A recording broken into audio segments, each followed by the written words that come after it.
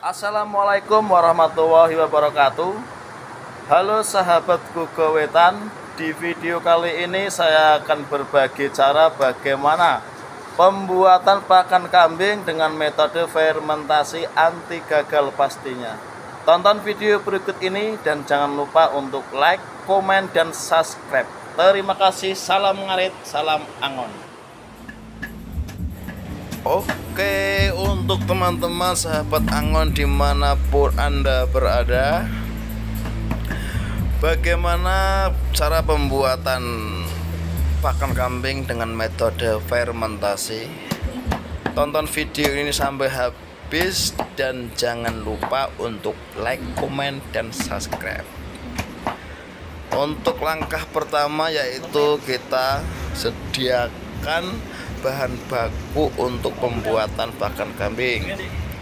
Dan di sini saya menggunakan dua bahan baku yaitu daun saman dan daun sengon. Untuk selanjutnya, setelah kita sediakan bahan tersebut, pastinya kita potong dulu atau kita cacah dulu. Berhubung saya belum mempunyai mesin cacah rumput, di sini saya cukup menggunakan alat manual yaitu berupa golok untuk mencacah-cacah bahan bakunya. Di sini saya sedang mencacah bahan baku yang saya sediakan. Pertama adalah dari daun saman.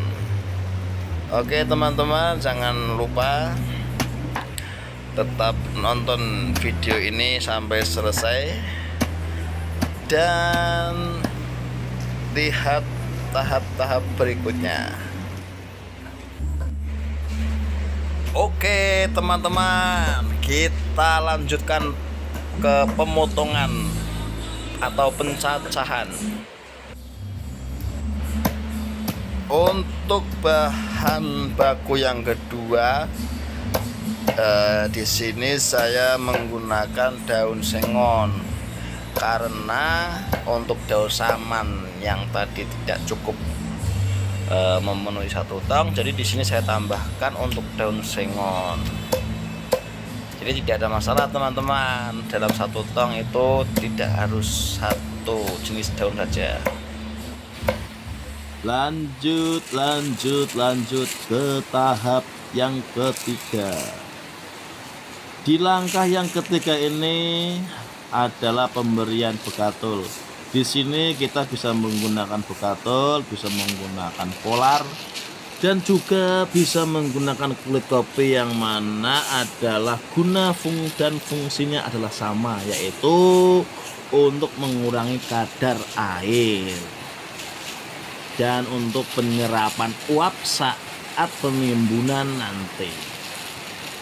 Dan jangan lupa berikan bekatul ini hingga rata dan secukupnya pada bahan-bahan yang sudah tersedia.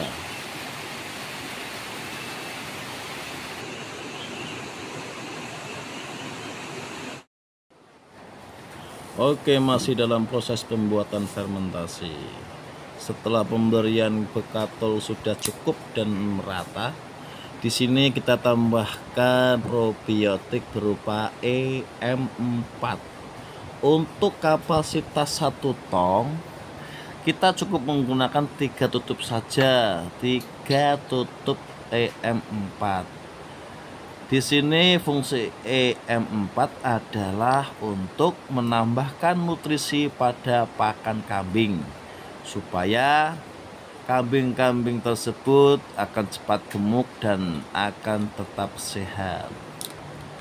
Dan untuk campuran selanjutnya yaitu saya menggunakan molase atau tetes tebu. Untuk tetes tebunya kita gunakan secukupnya, dikira-kira sekitar 1 gelas saja untuk kapasitas 1 tong. Di sini fungsinya adalah untuk menambah nafsu makan pada kambing. agar supaya lebih lahap saat memakan pakan kambing tersebut. Dan kita lanjutkan untuk pemberian air setelah racikan probiotik. Dalam satu tong tersebut kita cukup memberikan air 3 gayung saja atau 3 ciduk. Dan jangan lupa kita aduk. Setelah diaduk, kita pindahkan ke alat penyemprotan supaya merata saat pemberian probiotik tersebut ke bahan-bahan tadi kita siapkan. Kalau kita menggunakan semprotan itu lebih merata daripada kita siram-siramkan. Sebetulnya sama saja, yang penting sudah terkena air tersebut, tapi akan lebih mudahnya kita semprot. Oke, lanjut ke tahap berikutnya adalah penyemprotan pada bahan-bahan yang akan kita timbun. Jangan lupa di sini kita sebutkan merata hingga rata. Jangan sampai ada yang kelewatan. Jangan sampai ada yang kelewat maksudnya. Kita semprotkan dengan teliti, dengan telaten. Dikocok-kocok lagi dan kita tekan pejetannya dan kita semprotkan lagi.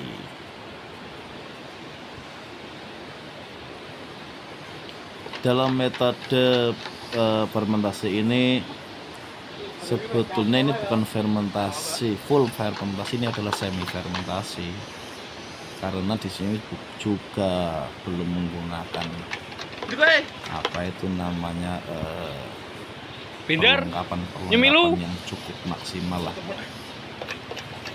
Yang penting sudah cukup untuk pemberian pakan kambing. Untuk bahan daun-daun setelah dipotong-potong dicacah, kita campur dengan bekatol dan juga ditambahkan prebiotik saja sudah cukup. Untuk penimbunan nanti juga kita setelah penimbunan untuk menggunakan atau memberikan pada kambing tersebut 2 minggu juga sudah siap untuk diberikan, tapi lebih lama itu lebih bagus untuk fermentasi, lebih kering. Kita lanjut ke berikutnya, yaitu adalah mencampurkan antara 2 bahan daun, antara daun sengon dan daun saman, dan juga yang sudah diberikan bekatol dan juga sudah disemprotkan probiotik atau bahan-bahan tambahan lainnya. Usahakan kita aduk sampai merata, sampai halus, sampai terkena semua, biar nantinya itu jadi pakan kambing yang selera untuk dimakan. Dan di sini tambahkan lagi penyemprotan yang kedua, yaitu untuk meratakan yang tadinya belum terkena molase agar supaya terkena gelang. Supaya tidak mudah membusuk, teman-teman perlu kita ingat, kita harus memberikan bekatol atau penyerap uap dengan cukup. Di langkah berikutnya yaitu pemberian bekatol pada tong. Kita sebelum mengasihkan bahan baku, kita perlu dikasih dulu bekatol di paling bawah, posisi paling bawah untuk penyerapan. Jadi ketika nanti penyimpanan kita tidak usah membalikkan tong tersebut. Kita isi dengan penuh, pelan-pelan, dan jangan lupa untuk ditekan sampai keras, ditumbuk dengan bambu, diencot-encot dan ditotok-totok. Ngerti nggak lur, totok-totok lur, biar tambah rapat supaya tidak ada ruang yang memberikan kesempatan pada angin yang lewat, karena di sini sensitif dengan angin. Pembuatan fermentasi itu sensitif dengan angin. Jadi kita harus menginjak-injak bahan yang sudah kita masukkan tong. Kita tutuk pakai bambu atau pakai kayu juga bisa. Pokoknya diusahakan serapat-rapatnya, rapat maksimal.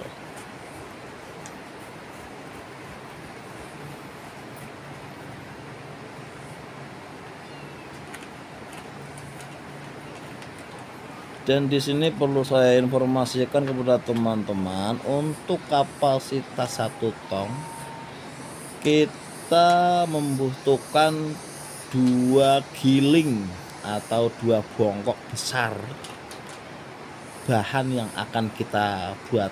Bisa menggunakan daun saman, bisa menggunakan daun singkong dan daun sengon, dan daun-daun yang lainnya juga. Nah, ini dia adalah penotokan, terutama pada posisi pinggir sini lur. Pada posisi pinggir setelah kita injak-injak, kita perlu penekanan dari posisi pinggir.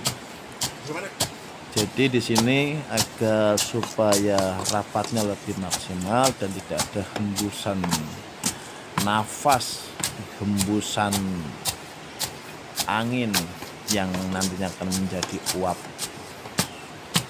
Tapi tidak apa-apa, karena uap tadi sudah diserap dengan bekatul yang sudah kita berikan tadi. Kita tambahkan lagi, kita injak-injak lagi. Jangan lupa injak terus, injak terus. Oke, sepertinya sudah selesai, sudah penuh, sudah cukup. Jangan lupa dibersihkan samping-sampingnya supaya tidak mengganggu saat penutupan nanti. Di sini masih ada sisa probiotik, kita siramkan dari atas supaya lebih merata lagi. Di sini masih ada lagi, di tempat semprotan masih ada sisa lagi.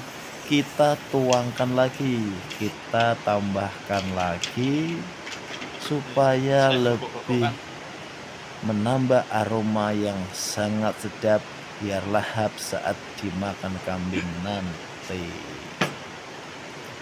Dan ingat teman-teman, untuk posisi di atas kita tambahkan lagi bekatul, terutama juga yang di samping-samping, karena untuk menangkap atau menyerap uap-uap yang dari bawah supaya tidak mudah membusuk atau mencegah pembusukan pada penyimpanan bahan pakan kambing tersebut. Kita tutup sampai rata dengan menggunakan bekatul. Lebih banyak juga lebih bagus, tapi saya kira ini sudah cukup karena tadi di bawah sudah ada, dan juga sebelum dimasukkan bahan tersebut sudah dicampurkan dengan bekatul. Oke teman-teman, pemberian bekatul dan lainnya sudah selesai. Kita ke tahap penutupan. Penutupan ini adalah hal yang sangat wajib untuk dilaksanakan, karena tanpa penutupan yang sangat rapat, pembuatan pakan kambing dengan metode fermentasi tidak akan jadi. Di sini kita harus menekan, harus rapat. Sebelum kita tutup dengan tutup tong, kita berikan plastik terlebih dahulu, dan setelah itu kita injak-injak lagi di atasnya supaya klemnya bisa masuk. Ingat teman-teman, untuk pakan, penimbunan pakan bisa digunakan setelah 2 minggu atau 15 hari, 20 hari, itu minimal 2 minggu. Untuk lebih lama itu lebih bagus, 1 bulan lah lebih bagus, lebih kering. Dan jangan lupa kita kunci klemnya supaya tidak mudah termasuk angin atau udara Dan di sini sudah selesai teman-teman. Terima kasih sudah menonton video ini. Wassalamualaikum warahmatullahi wabarakatuh. 16 dan jangan lupa setelah selesai pembuatan kita berikan tanggal hari pembuatan supaya lebih mudah untuk mengingat saat pemberian nanti. Terima kasih.